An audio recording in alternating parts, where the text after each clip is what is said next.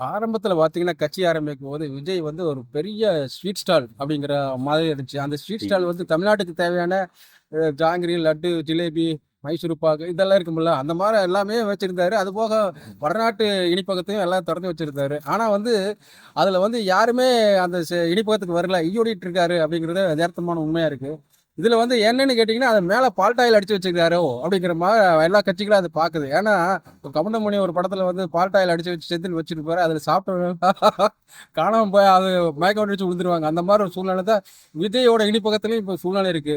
அங்க போனா நம்மளுக்கும் பால்டாயில் அடிச்சிருவா, கட்சி காணாம போயிரு. அதனால நம்ம யாரும் போக வேண்டாம். விஜய் இனிப்பகத்து பக்கத்துல யாரும் போயிடாதீங்கப்பா. ஏன்னா பால்டாயில் அடிச்சு வச்சுக்கிறா, ஆளு காலியா போயிருவான் அப்படிங்கிற மாதிரி ஒரு சூழ்நிலை இருக்கு.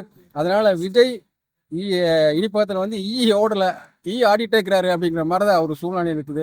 பேசாம அவர் டீ ஆகத்த போல, டிவி கேட்கறத வந்து சீமான் சொல்ற மாதிரி டீ விற்கிறதுக்கு கூட போகலாம் அப்படிங்கிறது தான். இனிப்பகத்தை விட்டுட்டு டீ விற்கிறதுக்கு போயிடலாம்